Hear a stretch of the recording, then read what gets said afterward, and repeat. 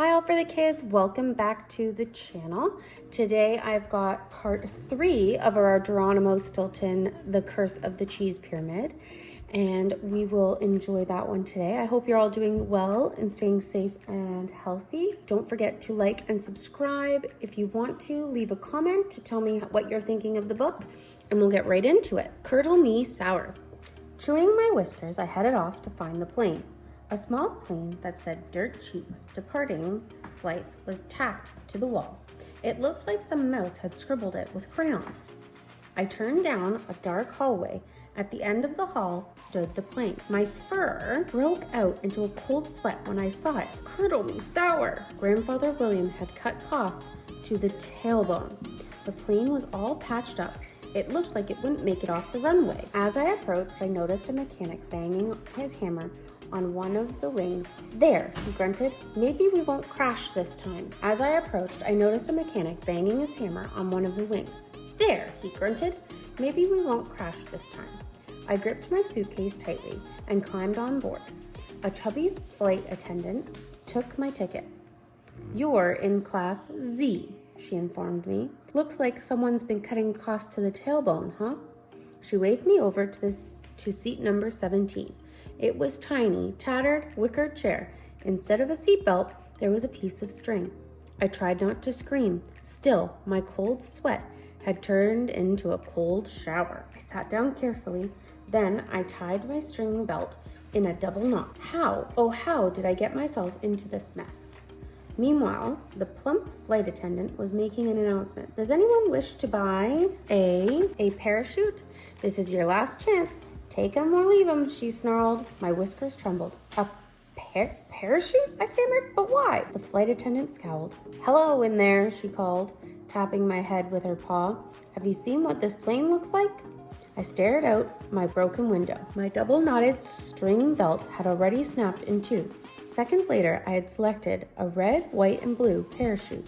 The flight attendant pointed to the price tag. Curdle me sour, I shrieked. The parachute probably cost more than the whole plane. Does it matter? The flight attendant asked. How much do you value your life? With a sigh, I paid. Just as the engine began to buzz, the flight attendant leaned over me. For the same price, I sell an inner tube too, she whispered. I strongly advise it. After all, we'll be flying over the ocean. One engine started to sputter.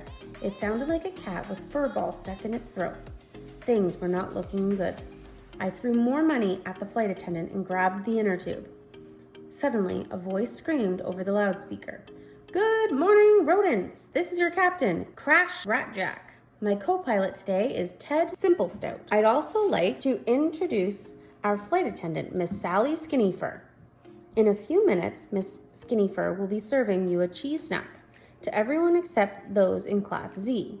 During the flight, you'll have a chance to watch a movie, Bat Mouse and Robin, except of course for those in Class Z. The restrooms are in the rear of the plane for everyone except for those in Class Z. You've been provided with bedpans. I peeked under my seat. A metal bowl stared back at me. I crossed my legs and tried not to think of streams, waterfalls, or the place where I get my car wash. As the captain signed off, I tried to relax, but I heard the voices. It was the captain and the co-pilot speaking. Simple Snout, did you remember to fill up? Asked the captain. Co-pilot let out an ear-piercing squeak. Slimy Swiss balls, he cried. I completely forgot, boss, but we have a tailwind, so we should make it. You really think so? The captain asked. With a sigh, Simple Snout giggled. Sure, want to bet on it, boss? I say with a tailwind, we can just about make it. Anyway, if worse comes to worse, we can always do an emergency landing. It wouldn't be the first one, right? And besides, over there in Egypt, it's full of sand, so we're sure to hit something soft. The captain groaned. Simple Snout, you really are short in the brains department, he declared, but I don't feel like waiting for fuel trucks. Let's just take off and see what happens. I jumped out of my seat in a panic. I want to get off, I squeaked. I headed for the front of the plane. The flight attendant blocked my way. Cheese sticks, it's too late now. You noodle brain. She shoved me back into my seat. We're about to take off. The engines buzzed more loudly. The plane took off down the runway. Then it wobbled into the air. I let out a silent scream. My fur stood on end. it really was too late. Too late to get off the plane, too late to switch flights, too late to show Grandfather William who the real boss was. I was risking my life on a plane with no fuel, flown by two wacky pilots. Oh, boys and girls, we're gonna be coming back to this one for part 4. Hopefully, Geronimo Stilton makes it to Egypt. I hope you guys enjoyed. Remember to like and subscribe and come back for part 4.